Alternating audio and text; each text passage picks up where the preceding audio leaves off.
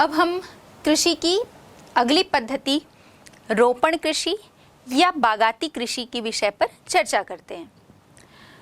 अब चूंकि नाम से ही स्पष्ट है, रोपण कृषि या बागाती कृषि, बागान लगाकर ये कृषि कार्य जो है वो किया जाता है। तो इसका उद्देश्य भी हम समझ पा रहे होंगे, क्योंकि पहले हमने देखा था गहन निर्वाह कृषि या जीवन निर्वाह कृषि, तो वो जीवन यापन के उद्देश्य से जो है वो किए जाते थे। लेकिन इस कृषि का प्रमुख उद्देश्य जो है वो व्यापार होता है, मतलब व्यापार करने, निर्यात करने के उद्देश्य से ही ये कृषि कार्य जो है वो किए जाते हैं। क्योंकि प्रमुख रूप से यदि हम फसलों की बात करें तो चाय है, कोको है, रबड़ है, कपास, केला या अनानास की जब हम बात कर रहे हैं, तो ये जो हम कहें फसलें हैं, ये हम अपने उपयोग के लिए तो उसका उत्पादन नहीं करेंगे। नेचुरली है कि जब हम इसका उत्पादन करेंगे तो हम इसे निर्यात करेंगे या बाज़ार में बेचेंगे, और जब हम बाज़ार में बेचेंगे तो इससे हमें मुद्रा या पैसे जो है वो, आय जो है वो प्राप्त होगी।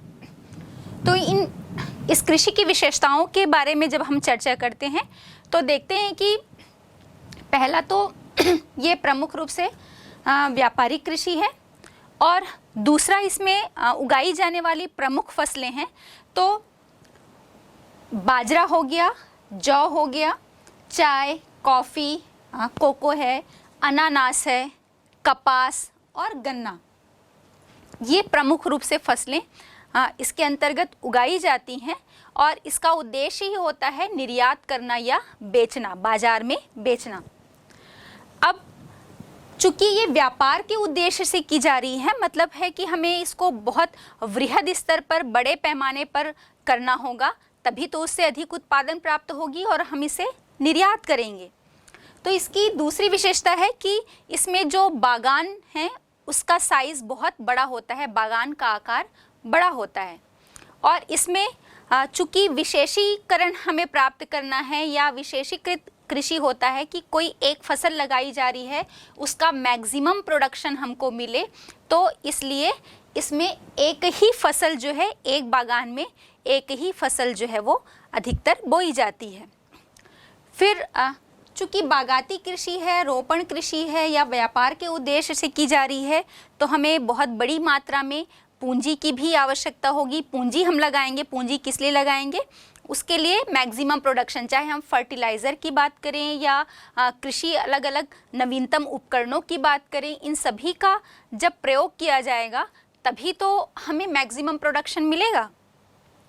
तो इसलिए इसकी अगली विशेषता है कि इस प्रकार की कृषि में अधिक पूंजी की आवश्यकता होती है।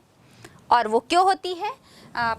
जो टेक्नोलॉजी है या हम जिस भी हाई टेक्नोलॉजी का प्रयोग कर रहे हैं, उच्चतम तकनीकी या जो कृषि की विधियां अपनाई जाएगी, उसमें वैज्ञानिक विधियों का प्रयोग करके हम उसमें अधिक से अधिक उत्पादन प्राप्त करने की कोशिश करते हैं। और इसके साथ ही हम देखते होंगे कि आप चाय के बागान, यहाँ पर आपके सामने दिख रहा होगा, चाय के बागान में कुछ महिलाएं जो है वो काम कर रही हैं। कहवे के बागान में भी आपको काम करती हुई महिलाएं दिख रही होंगी। तो ये जो बागाती कृषि है, इसमें जैसे हमने एग्जाम्पल लिया चाय या कहवा, तो चाय की पत्तियां चूँकि बहुत कोमल होती हैं, इसलिए जो इसमें जिनको विशेषीकरण प्राप्त है, हर कोई इस काम को नहीं कर सकता।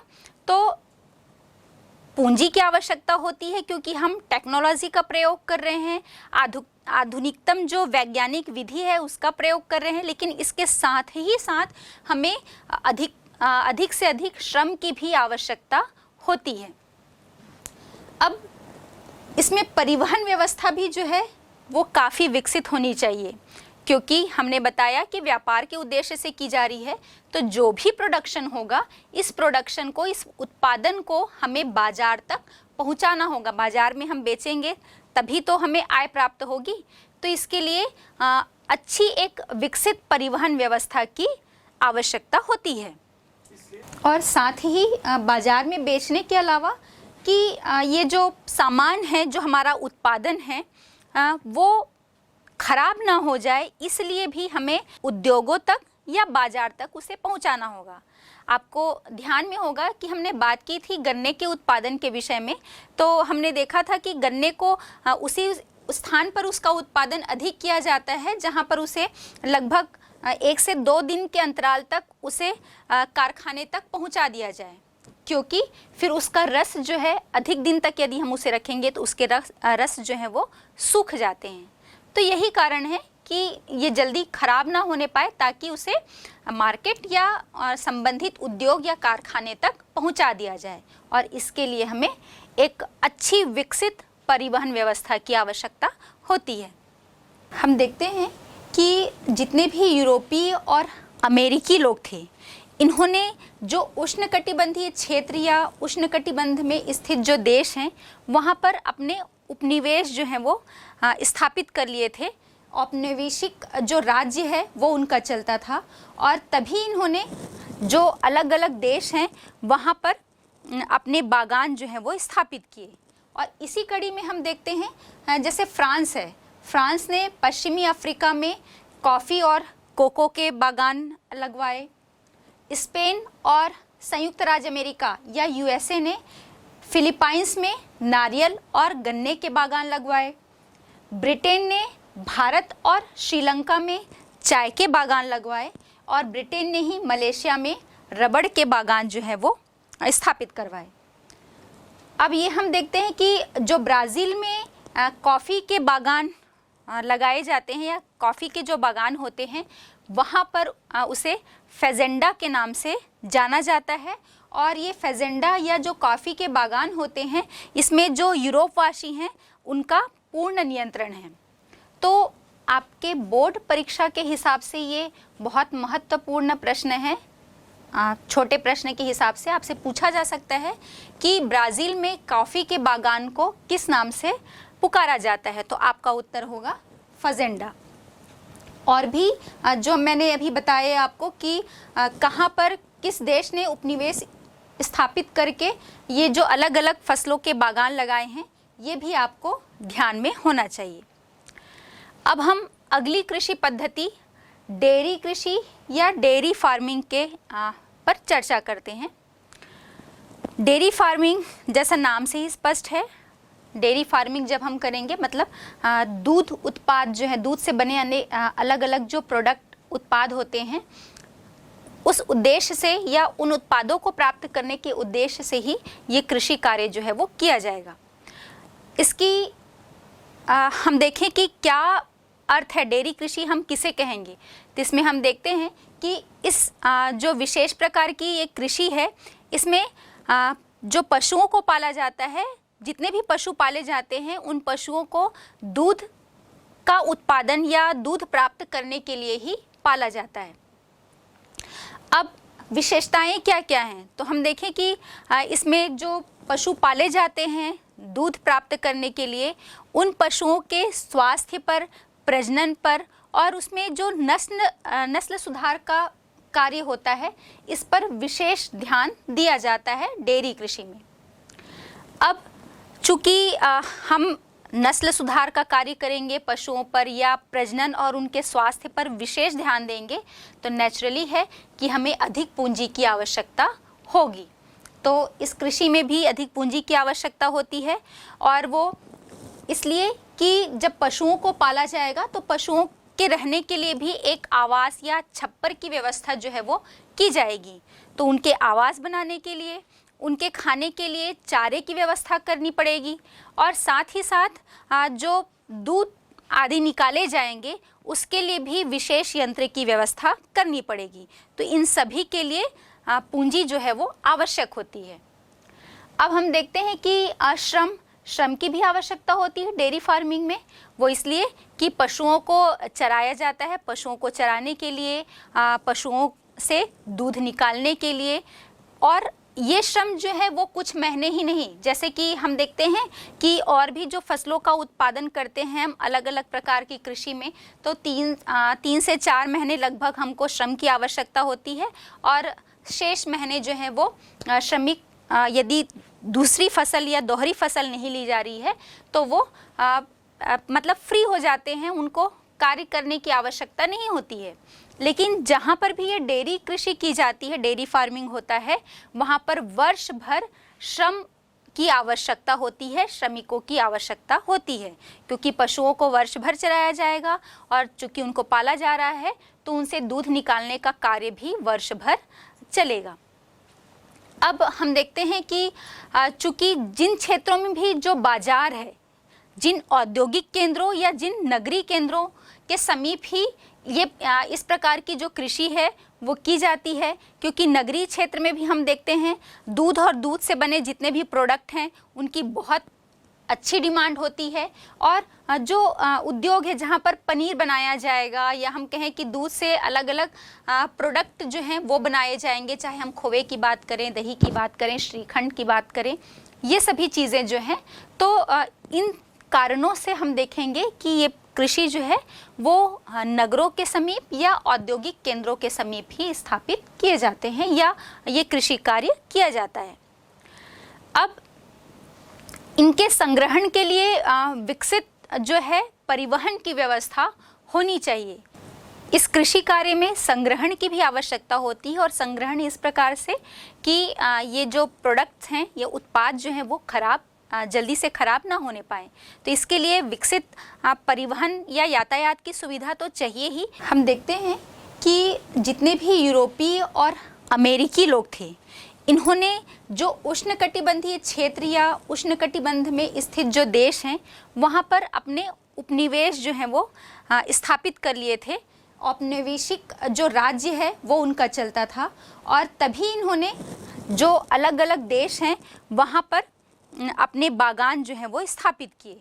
और इसी कड़ी में हम देखते हैं जैसे फ्रांस है, फ्रांस ने पश्चिमी अफ्रीका में कॉफ़ी और कोको के बागान लगवाए।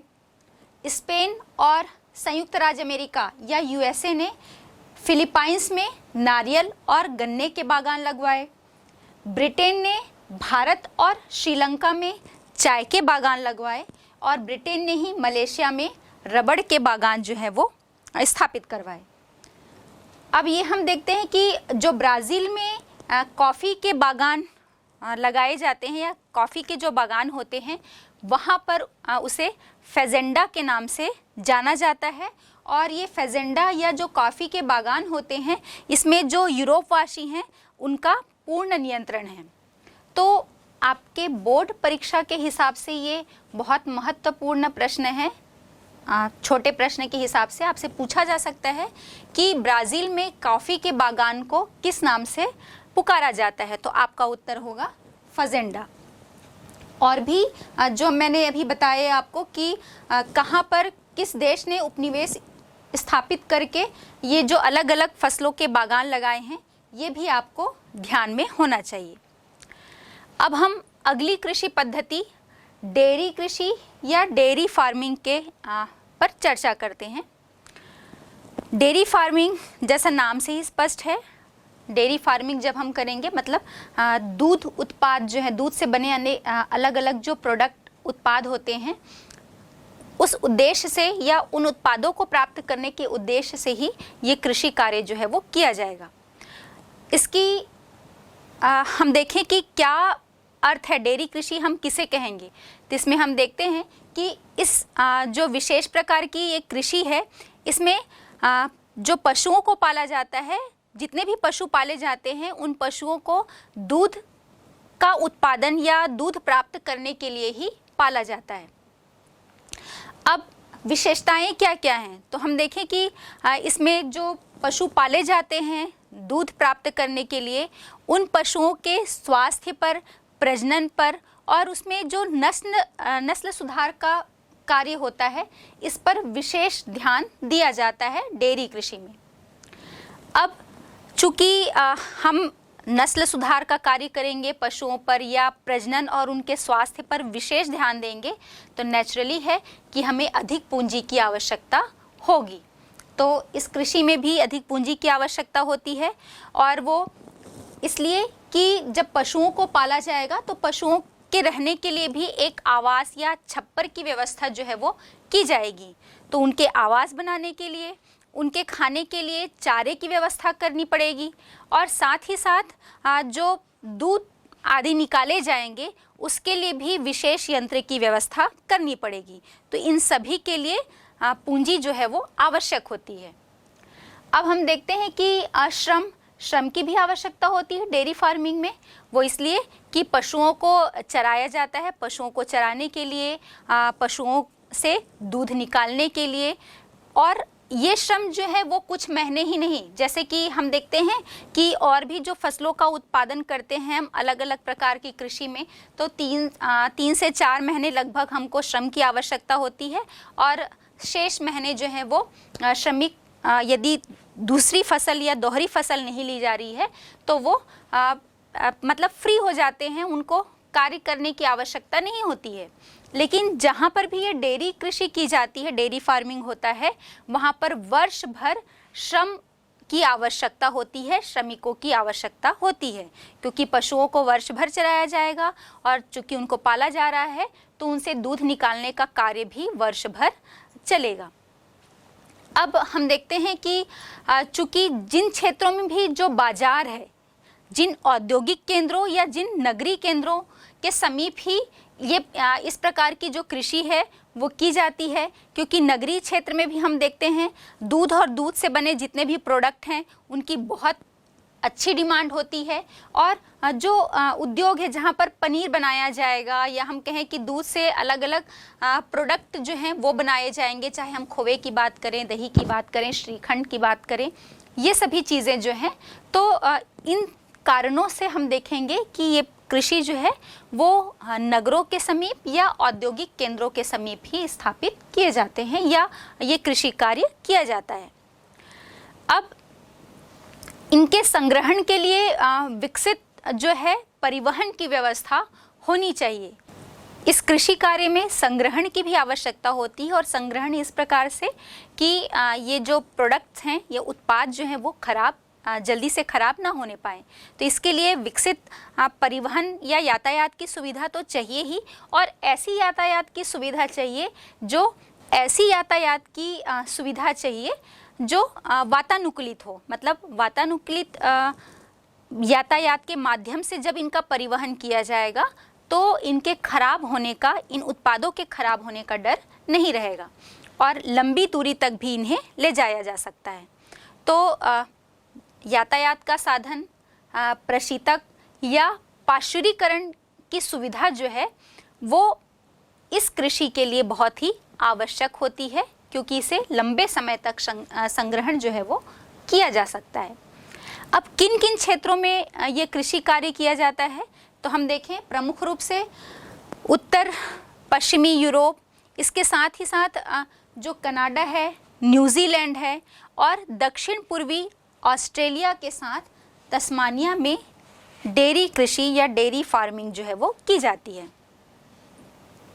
अब ये हो गई डेयरी कृषि की बात। अब इसके बाद हम अगली कृषि पद्धति भूमध्य सागरीय कृषि के विषय पर बात करते हैं। तो नाम से ही स्पष्ट है, भूमध्य सागरीय कृषि मतलब इस कृषि ऐसी कृषि, या हम ये कहें कि भूमध्य सागर आपको नजर आ रहा होगा, इसके आसपास के देशों में या क्षेत्रों में जहाँ पर ये कृषि कार्य किया जाता है, तो इसी नाम पर, भूमध्य सागर के नाम पर ही इस कृषि पद्धति का नामकरण किया गया है, भूमध्य सागरीय कृषि। अब हम ये देखते हैं कि ये एक कृषि का विशेष प्रकार है, और यहाँ की हम विशेषता कह सकते हैं या खास बात ये होती है कि इस प्रकार की कृषि में खट्टे फलों का उत्पादन या रसीले फलों का उत्पादन ही किया जाता है। खट्टे और रसीले फलों के उत्पादन के लिए भूमध्य सागरीय कृषि जो है वो विश्व प्रसिद्ध है। और विशेष रूप से हम देखेंगे कि जो अंगूर की खेती है वो भूमध्य सागरीय कृषि की एक प्रमुख विशेषता हम कह सकते हैं। और इस अंगूर की कृषि में हम देखें कि जो अच्छे किस्म के अंगूर होते हैं उनसे शराब बनाई जाती है, और जो थोड़े निम्न कोटि के या निम्न किस्म के अंगूर होते हैं उनसे मुनक्का या किशमिश जो है वो बनाया जाता है। और इस प्रकार की कृषि वाले क्षेत्र या देशों में जब गर्मी का सीज़न होता है तो यहाँ पर अंजीर और जैतून की खेती की जाती है, और शीत ऋतु में हम देखेंगे कि यूरोप और यूएसए संयुक्त राज्य अमेरिका में फलों और सब्जियों की मांग होती है, तब इस क्षेत्र में इन क्षेत्रों को इसी कृषि क्षेत्र वाले या कृषि पद्धति वाले क्षेत्रों से इसकी आपूर्ति जो है वो की जाती है। भूमध्य सागरीय कृषि वाले क्षेत्र में गर्मी के मौसम में अंजीर व जैतून की कृषि की जाती है, और शीत ऋतु में हम देखेंगे कि विशेष रूप से जब यूरोप और संयुक्त राज्य अमेरिका के देशों में फलों और सब्जियों की डिमांड होती है, आवश्यकता होती है, तब इसी भूमध्य सागरीय कृषि वाले क्षेत्र से ही इन क्षेत्रों को फलों और सब्जियों की आपूर्ति की जाती है।